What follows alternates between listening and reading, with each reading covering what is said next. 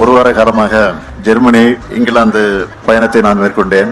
மன நிறைவோடு நான் திரும்பி இருக்கிறேன். இந்த பயணத்தை பொறுத்தவரையில் மாபெரும் வெற்றி பயணமாக அமைந்திருக்கிறது. மொத்தம் 15,516 கோடி ரூபாய் மதிப்பிலான முதலீடுகளை ஈர்த்து 17,613 பேருக்கு வேலை வாய்ப்பு அளிக்கக்கூடிய வகையில 33 புரிந்துணர்வு ஒப்பந்தங்கள் போடப்பட்டிருக்கு. கடந்த 4 ஆண்டு காலத்துல மேற்கொண்டிருக்கக்கூடிய என்னுடைய பயணங்களுக்கெல்லாம் முத்தாய்ப்பாக இந்த பயணம் அமைஞ்சதுன்னு சொன்னா அது மிகையாகாது.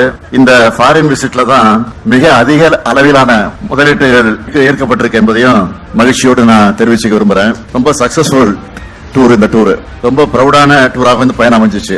1000 ஆண்டுகள் பழமையான உலகின் முதன்மையான ஆக்ஸ்போர்டு பல்கலைக்கழகத்துல தந்தை பெரியாருடைய திருவுருவப்படத்தை திறந்து வச்சதுதான் அந்த பெருமைக்கு காரணம். முதலீடுகளை ஈர்க்க சென்ற முதலமைச்சரா மட்டும் இல்ல, பெரியாரின் பேரனா, திராவிட இயக்கத்தை சார்ந்த தலைவரா, சுயமரியாதை உள்ள ஒரு தமிழனா இந்த பயணம் எல்லா வகையிலும் எனக்கு பர்சனலா மறக்க முடியாத பயணமாக அமைஞ்சிருக்கு.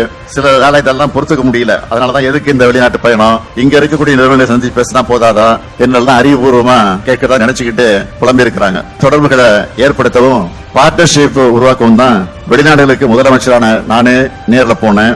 ஒரு மாநிலத்தோட தலைமை பொறுப்பில் இருக்கிறவர் இன்னொரு நாட்டோட மாநிலத்துல தலைமை பொறுப்பில் இருக்கிறவரா அந்த பொறுப்பில் இருக்கிறவங்க சந்திக்கும் போது பிசினஸ் தாண்டி இந்த உறவு வலிமையாகுது. அதுதான் முக்கியம். அப்படித்தான் ஹென்ரிக் வூஸ்ட் இங்கிலாந்து அமைச்சர் திருமிகு கேத்ரின் வெஸ்ட் ஆகியோருடைய சந்திப்புகள்லாம் இருந்துச்சு. இன்னைக்கு 8ஆம் தேதி நான் வந்திருக்கேங்க. அடுத்த 2 நாள்ல 11ஆம் தேதி ஒசூருக்கு போறேன். 1100 கோடி ரூபாய் மதிப்பிலான புதிய தொழிற்சாலைகளுக்கு அடிக்கல் நாட்ட இருக்கிறேன். அதே மாதிரி ஏற்கனவே தூத்துக்குடியில நடத்தின மாதிரி ஒசூர்லயும் முதலீட்டாளர் மாநாட்டை நடத்த போறோம்.